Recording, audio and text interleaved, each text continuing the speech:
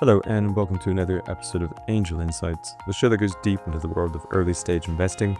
I'm your host, Tom Burton, and today we're joined by none other than Jodie O'Keeffe, angel investor and active member of Angel Academe, one of the UK's leading angel networks focused on backing ambitious female founders. While Jodie began her career as an IT contractor in the 1990s in Australia, we'll learn how a chance magazine discovery in a Melbourne supermarket changed all of that.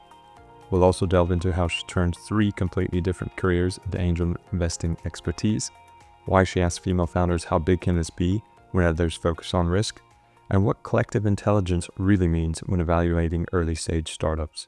But that's enough from me. Jodie, welcome to the show. It's absolutely a pleasure to have you here. Thank you for having me, Tom. It's a pleasure. You have quite an interesting journey. You grew up in a sunny climate as I did, but you were halfway across the world in Australia while I was in California.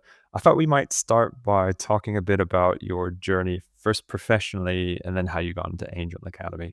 So would you mind taking us back to what you did before you became an angel investor? Yes, it's quite a long journey, actually, and it had quite a few twists and turns along the way. I grew up in Australia, and in the early 90s, I did an IT degree, which was pretty early on in the days before really the internet had started. And I got my first job as a management consultant, but really that just sort of meant software developer as a contractor. But it was a couple of years of really good experience because it was in SAP systems, which were becoming more and more popular, still are, but I got some hot skills programming in ABAP, which allowed me to leave my hometown of Melbourne. And then I actually made the move to the UK for the first time. So I did a 5-year stint in the 90s in London, having a great time, being a software developer, but just spending basically my mid-20s hanging out in London and having a fantastic time. So then I did head to Australia and I decided to go back to university and I studied journalism. Oh wow, Yes. quite a change. What drove you to go from IT and management consulting to It's a good journalism? question. I decided I wanted to write in English instead of code, if that makes any sense. I had spent the last 10 years really writing code, and I felt like maybe that was a bit limiting personally. I felt like I had more to give. And I think as a contractor in IT as well, you can end up writing the same program over and over again because that's what you're paid to do. So I was getting a bit restless. And I was pregnant with my first child at the time. And I remember just thinking, this is actually probably a good opportunity it was a fresh start in a lot of ways back to Australia, starting a family. And I felt like maybe that chapter of my career had come to a close. In hindsight, maybe I would reconsider that because, the internet just exploded and there was so much more to do. So maybe I would have actually had some more exciting opportunities. And I probably would have if I'd looked for them, but I think I was just looking in the other direction. So I went back to university and I did a media studies degree part-time and ended up having 3 children while I did that degree. So it was a good Wow. balance. It was actually it was hard work, but it was a good balance because it kept my brain engaged in something while I was, deep in the trenches of motherhood of the early years, which were really tough. So it gave me some balance and I found it really stimulating. And then I got a job working for a magazine which was about startup businesses. Ah, Yeah, it was just sort of happenstance. I actually needed to do an internship and I was in the supermarket actually. That was the only time I got to really have a moment to look at magazines. And so I think I was stealing some time looking at magazines. And I came across this one magazine called Australian Anthill and it just intrigued me. And it turned out it was all about how to start a business and commercialize your technology and get out of an incubator and into the real world and that kind of thing. And so I actually contacted the editor of that magazine, which was a startup itself. And I said, you know what, you can have me for 120 hours. I need to do this one subject, this internship subject and get it out of the way. It's free for you. You just have to write a report on me at the end. And so I did that and I loved it. And I ended up working with them for 3 years. And oh wow. so I was having conversations with startup founders all the time and finding out about their new businesses. And also a lot of it was technology based. So I was sort of keeping up with what was going on in technology. And these people were really, Can I yeah, go ask? ahead. I'm really curious. Sorry, so this is you think about tech hubs and you think about late '90s, early 2000s. Like, okay, Silicon Valley, biggest one. London, a little bit. You had like lastminute.com. what was the Australian scene like at that point in Well, time? you know, Because to have a magazine, you're thinking must be pretty yes. interesting, and a lot of people. There was a whole magazine dedicated to it, yes. Look, we in terms of innovation and technology, I think we punched above our weight and hopefully still do. I'm not as in touch with the scene, but certainly in that time, there was a lot of biotechnology type businesses. We were very good at doing research in universities and then trying to spin out that IP. So if you really want to commercialize your technology in places like the US or the UK or Europe, bigger markets, a lot of the people that were working in the industry were academic or they were university based. But we were there for everybody, and technology was evolving at the time. So there were quite a few software companies, tech companies, medical research, and that kind of thing. So, yeah, it's a fairly thriving ecosystem, but we realize that our market is smaller than it sometimes needs to be. I've heard that before somewhere. Yeah, I know. With a lot of It's a lot true. of the UK and European markets, but as we've started to see, some particularly in fintech, it's a global it's a global market now, and the likes of Revolut and Monzo and are doing very well in the US and elsewhere. So Mm. it's all changing, right? Um, Yeah. so sorry, I cut you off. You were talking about working for Anthill Yeah. magazine, and then at some point in time, you decide to do more than write and kind of get involved. Yeah. Tell me about that change and what led to it. So I quite enjoyed the journalism, and then we relocated to Tokyo for a while.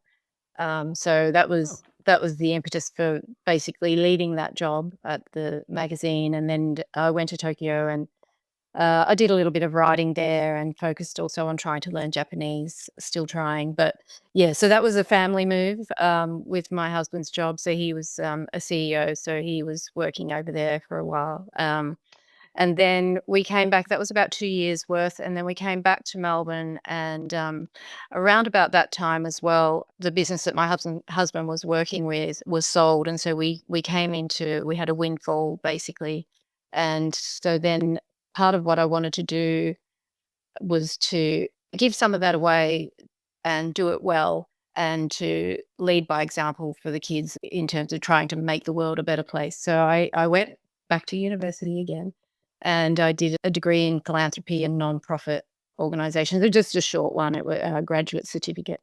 I knew that I wanted to give funding to organizations, but I wanted to know that I was doing it the right way. And I actually learned a lot about how to assess businesses. And this actually then was really useful with the investing, with angel investing, because with the nonprofit organizations, you know, if you're going to donate to them, you need to know that they're doing the best that they can with that funding, and you need to look at their financials. You need to look at their mission. Are they fulfilling their mission? What are their outcomes? What's their impact? So it's really assessing a business from end to end. And it's just the fact that it's non-profit, it's for mission or for purpose rather than for making a profit. So I did learn through that process, through going back to uni and also through working with organizations and assessing their financials and meeting the people, meeting the CEOs, going into their offices and seeing how they operated. They're all like startups, really. The ones that I was looking at were pretty small. So I used all of those skills in assessing businesses, and I brought that to my angel investing. But also, I learned through that process the fact that I think about 2% of donor funding, of philanthropic funding, actually ends up going towards women and girl oriented organizations. So, In orientation, you mean led or no, they not were the not led, the beneficiary? beneficiary. Yes, that Oh, wow. those funds. Yes, I know. This is what I was really surprised about, and a lot of it is. I mean, there's a lot of different reasons for it, which you can look up. But basically, things like people that are homeless on the street are often more likely to be male than female. Female homelessness is less obvious, and you might be couch surfing rather than being needing a lot of services. There were just so many different examples of how it ended up with male recipients instead of female, and that's still the case. So I learned about that. It didn't seem quite right. And then I met a friend who was just in those circles, and she said, "Oh, well, if you're interested in that, you might be interested in this organization called Scale Investors in Melbourne, which was giving funding to female founded startups because the stats are pretty much the same, 2% of the funding goes to female founded businesses. So she said, come along. You don't need to have any prior qualifications. You need to be able to certify that you're qualified to invest financially, but otherwise everyone's invited. So I went to a breakfast that was just giving information about how the process worked. And so that was Scale Investors. And I started investing there was there for a couple of years with them, learning the ropes. And I found that it was really good to bring my previous careers along with me. None of this happened by design, but actually the technology background was really helpful. Working at the magazine had been really helpful in assessing startups and ideas. Doing the philanthropic activity had also been a really good foundation for then assessing these businesses. So it wasn't by design, but it did all come together in the end. Nice. And remind me, when was that? When did you start with Scale? So that would have been 2015, around then. 2015. So Yeah. you were still in Australia at that point in time. Yes, that was And then, still of Australia. course, you moved back to the UK. And then we moved back to the UK. So 2017, it just, it just was easier for us to be based in London. And so we made an executive decision with the family. The kids were all in high school, which a lot of people thought we were crazy, but we had a discussion about it, and it was a decision. There was no going back either. Basically, if we left, we needed to leave for 5 years to get the kids all through high school and do it through the British system. So we all voted yes. We came August 2017, and after settling in, really the first thing I did was start Googling, angel networks for female founders, and Angel Academe was the first thing that popped up. So Oh, fantastic. yeah, so I got straight in touch with Sarah Turner, and she was great. The first thing that happened is we met face to face for coffee. She wanted to know all about my previous investing. I wanted to know all about how they operated, and the two organizations did have very similar, definitely the same ethos, but also in process, the way that things worked out. So in terms of the pitch events and screening and pitch events and due diligence. So yeah, so we had a lot of ideas to share as well, but it was really great to find an organization like Angel Academe that just was full of like-minded people. We're all pitching in our time and our expertise and our backgrounds, for this, what I thought was a really important purpose, which is we're investing in startups with the hope of making a good return, but also actually just promoting female founders in the ecosystem and promoting female investors as well. Fantastic. I want to wind back for a second. Mhm. Your first event that you went to, what were your expectations for that first Scale event? What were you hoping for? And then we can come on to maybe how it differed from what you were thinking it was going to be. I didn't really know what to expect. I'd been out of the office space for a long time. Since I had worked in IT, that had been a long time. So that corporate office space had changed a lot. And so when I joined this group, I didn't really know what to expect and how things would go, what the process was. But I had been told, come along, attend a pitch event.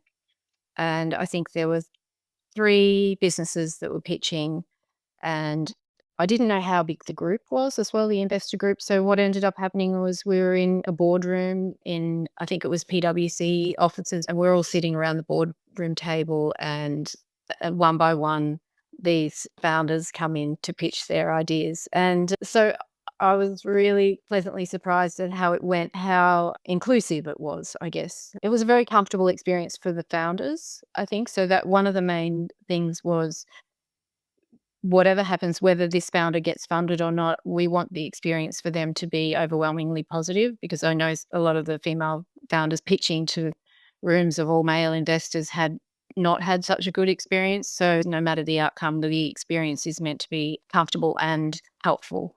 So it really was. And it was fairly informal in terms of asking the questions, but it was a good environment to really get to know the businesses a little better. And then at the end of that session, the founders all come in and out. And then we had, again, it was a bit informal, but we had a great discussion around the table, debating, what we thought the pros and cons of each business was. And then we all got to vote on whether we thought that would be a good one to go through to the next stage and to give our reasons why. So it was a really easy experience for that first meeting. And I think that's really key, is even for a new investor who doesn't really know what's happening, to come through that experience and feel they contributed, that they were comfortable in the scenario. It's not competitive at all. It was very collaborative and supportive. So overall, that first pitch, I came away feeling quite excited. I was like, is that going on? Is that what people are doing? Because I really Yeah. want to be part of that. How long was it before you ended up writing your first check into a startup? Okay. I got very excited early on, and I had to check myself really, because I wanted to put money into everything. All these ideas sounded great. And the founders were really effective at their pitch, and I was really quite keen. But I knew that I didn't know a lot about what I was doing. So I just thought I'll watch and learn for a while. So it was probably a year's worth of turning up and going through the due diligence process before I decided that I wanted to invest in a business. So my first check was probably around, mid 2016. And so that actually, I've exited from that one. It was just a one times return. So it was one of those businesses that it neither failed.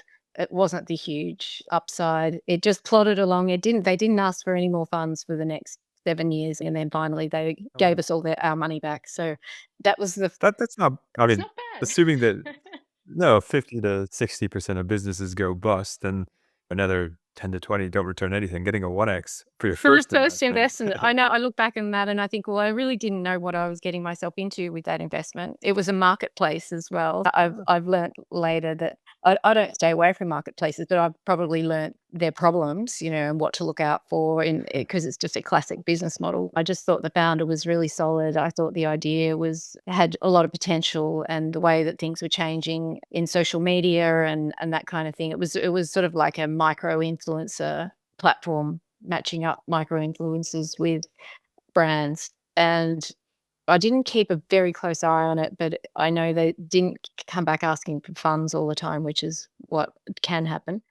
You waited a year, which is good, learn the ropes, study as you will. But was there something specific about that one that you're like, all right, I'm going to write my first check into this one? It was one of those on balance type situations. When I look at a business, I'll look at the founder, I look at their track record, look at the financials. Usually there aren't many. Look at the market and the size of the market. And with this one, the founder was very compelling. She knew the industry. She had experienced the pain point herself. So she was solving a problem that she had experienced in that industry. She was very well connected. And in terms of the market, and I referenced social media growing. We're going back to 2015, 2016. So, social media was already pretty big, but it has exploded since then. So I quite liked what she was projecting in terms of the market. And I think it was right. I think she was right in that prediction. And it was basically the concept of everyday people being used in marketing campaigns and bringing their tribes with them. And so matching up those influences with brands. So, again, maybe it was a bit that the marketplace model was leaky, and that's why it didn't explode as much as that we would have liked it to. But a one times return, that's been a good experience, from start to finish, and a good learning experience too. So they haven't all gone as smoothly as that. Assuming you don't know the outcome, but you do know all the lessons that you've learned since then and the investments that you've made since then, do you think you would have still in that company? So I think so. It was a fun business as well. And it's one that I understood, like I could see the value of it in people's lives, and it was something that we could all relate to, where I could get my head around it. And I think if I was back there, I still did like the idea. I still thought it was compelling, and still do. And honestly, there are probably businesses out there that are operating the exact same model that are doing quite well. So yeah, and I think the potential of the market was one of the big draws that brought me to it, and I think that's still there. So yeah. Definitely. I'd love to, because you've made a few investments since then. And I would love to learn a little bit more about how your investing thesis has evolved since that first check. So obviously you've been a part of a new network, new country. You've done a fair few angel investments. What's changed the most about how you approach a company in the time that you've been investing? I would probably pay more attention now to the market and the customer, who the customer is. I think that's been a big challenge in some of the businesses I've invested in is you can see a problem, you can create an elegant solution to the problem, but when it comes to selling that solution, even though I look at it and see it as an elegant solution, does the customer even care? That's kind of, I hopefully not sounding too cynical, but that's probably what I've learned to focus on more is who is the customer? How big of a problem is this for them? How much cash have they got to spend on it? How much time have they got to spend on it? And so that has to be a really compelling argument now for me to invest. How, as an angel, do you do that though? Are you going out and speaking to the potential customer to get a read on them and their pain points? Sometimes we do, actually. Often we'll get a business pitching to us and they've got pilot studies going or they've got a pilot product that's being tested by the customer. And the founder will talk that up and they'll explain how it's going to benefit the customer. But then we'll go to the customer and actually have a call with them if possible. And then it's really interesting to get a sense of how enthusiastic that customer is about this solution. And while you might get connected to the person who is the champion within the customer's business for that product, we then get to probe them a little bit about, if this pilot was to move to the next stage, what kind of approvals would it need? How many people higher up and how high would need to approve bringing this platform and integrating it into your current workspace?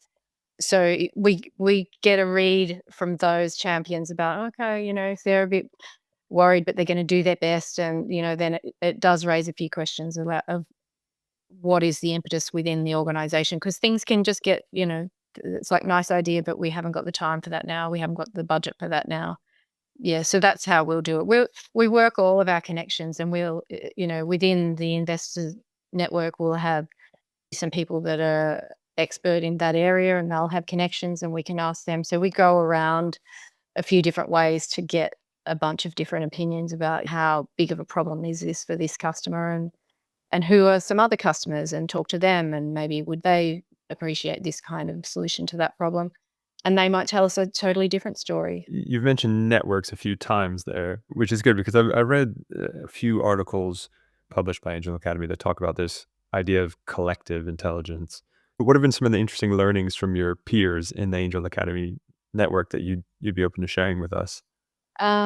So the collective intelligence is really important in Angel Academy, and that's the motor. That's what we run on. The skills and expertise that come from the group and are shared across the group. So when we form a due diligence team or a deal team for a particular pitch, hopefully that you, as a deal lead, I've been a deal lead a few times with Angel Academy. So as a deal lead, you'll sort of assess who's in your group and you look at the different areas that you're going to delve into and then you match up the skill set with the area. So for example, we've got some fantastic IP expertise in our group. We've got a retired IP lawyer and I always like having her on my deal team. We've got people that have come from marketing backgrounds or still are in marketing roles.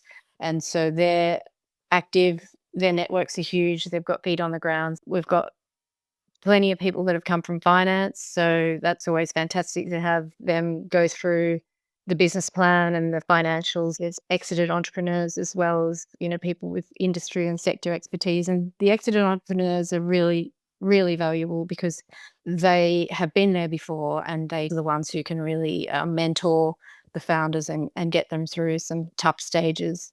And also have more ideas about what to do next because they might have been in the same situation and something else would work for them. Honestly, I wouldn't be doing this alone. I just, to me, that would be crazy. I rely on the expertise of the network that heavily. It sounds like an expensive resource if you had to pay for it, given all the expertise that you have. I'm wondering, are there any deals where you were super excited about the deal, and then after going through the process, the network was like, "Don't do it." You're So I think probably more likely the scenario is a group of us will start the due diligence process.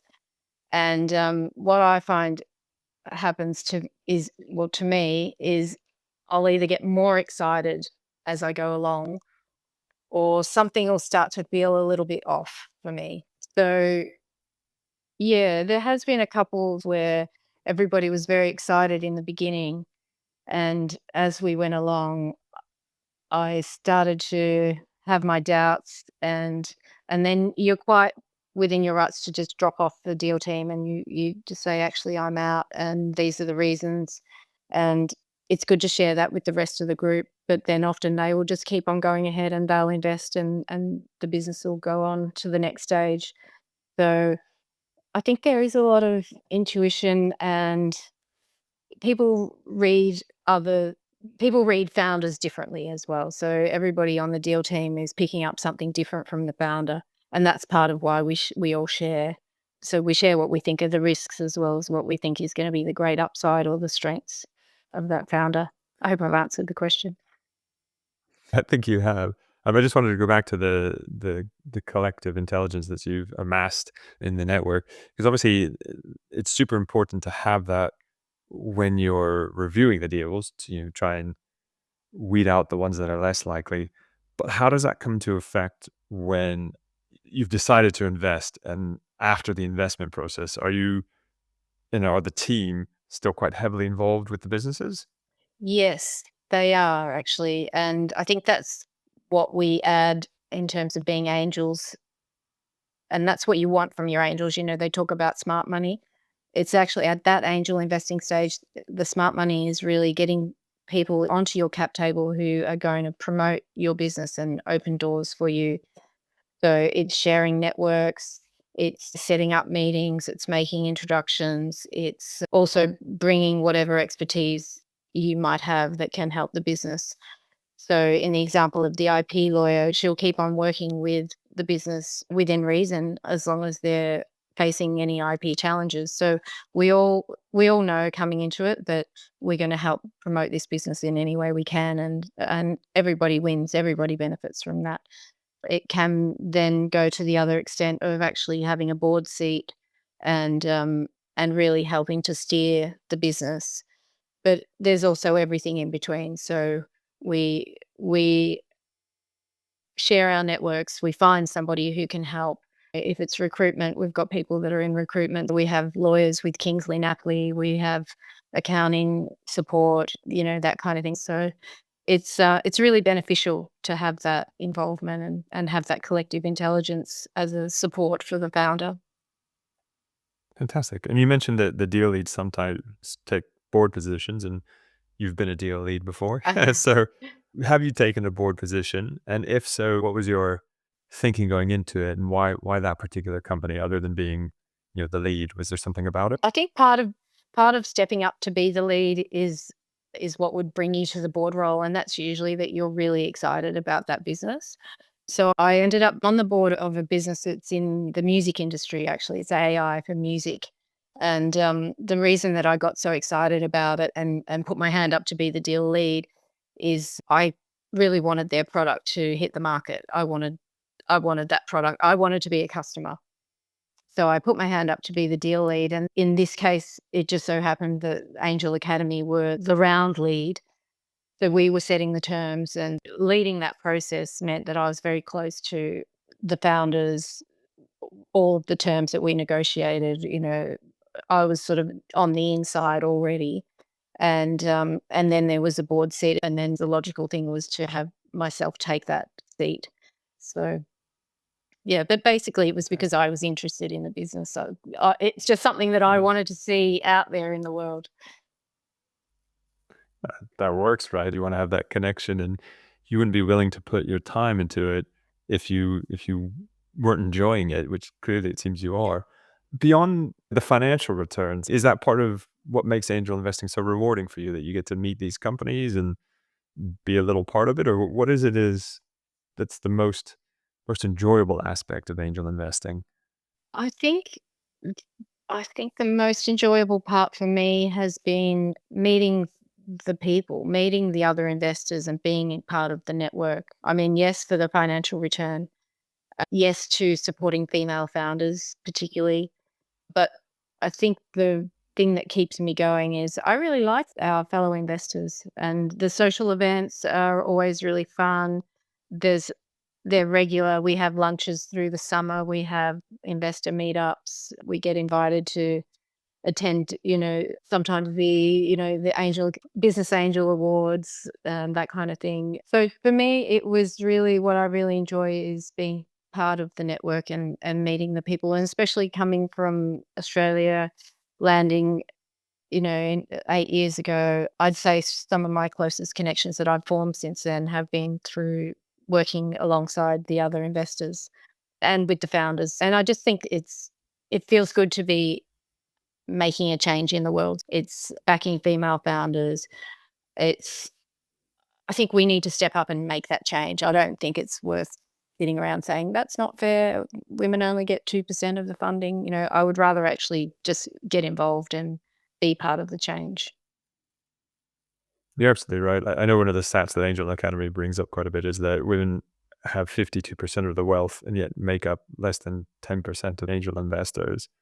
What could you say to those women who are on the fence about it, or hesitant because the level of risk? How would you tell them to approach angel investing so that we can get more women backing startups here in the UK? Yeah, so there's the risk of reckless caution. If women are holding 52% of the wealth but not really investing much of it, they're being cautious with their cash and they're putting it away in so-called safe harbors, which is all well and good, but there are upsides that women are not participating in these high risk, high reward investments.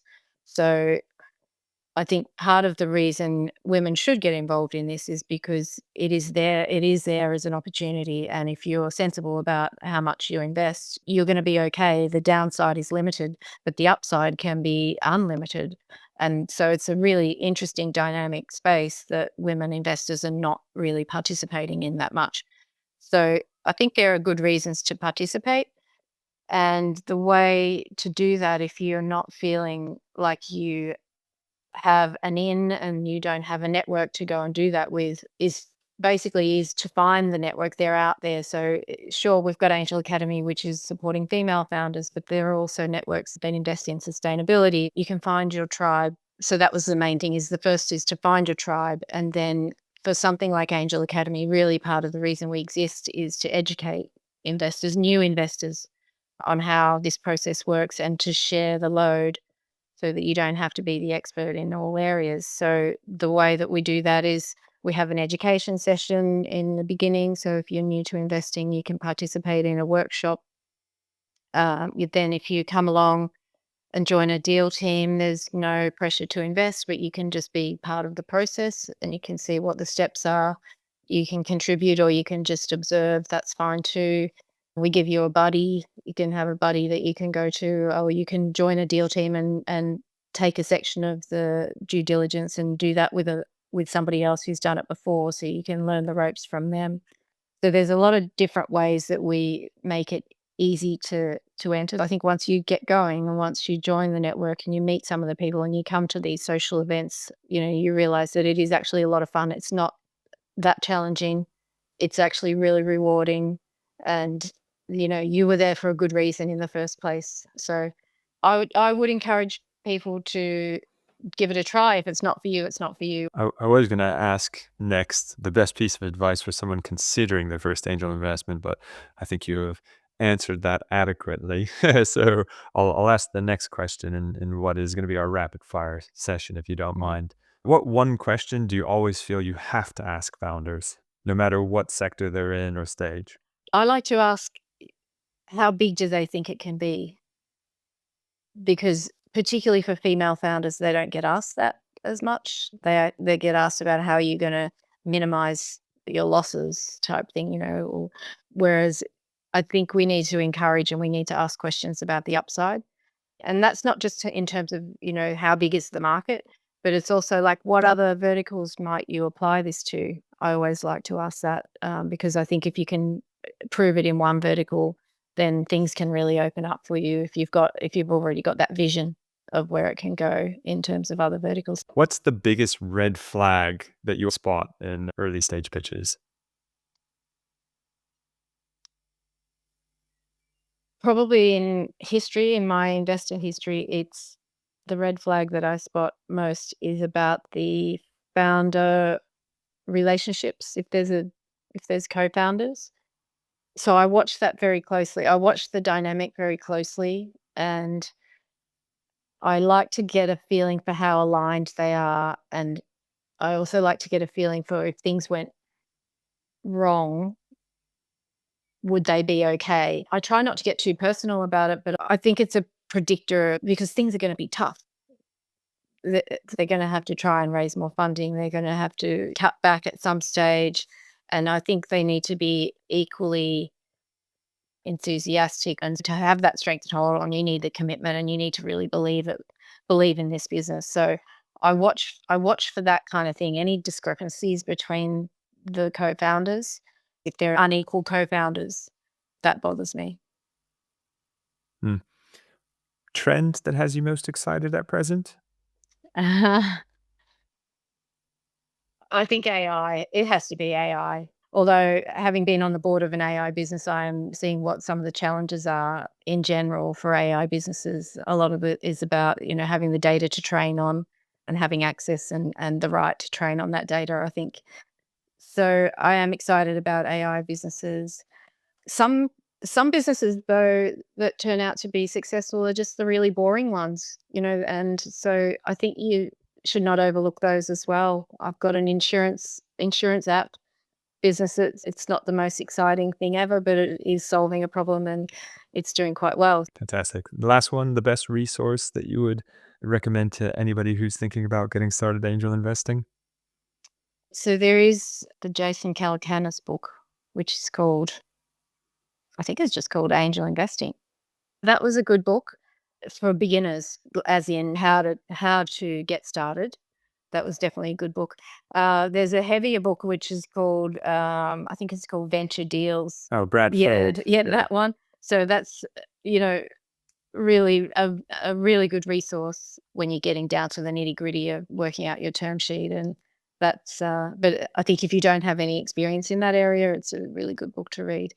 But then going on to the Angel Academy website, so I wrote a few fairly accessible articles about how to get started, the benefits of EIS, how due diligence works, that kind of thing. And then I would just talk to people who have already started their angel investor journey and find out from them. And it's a very open community. Fantastic.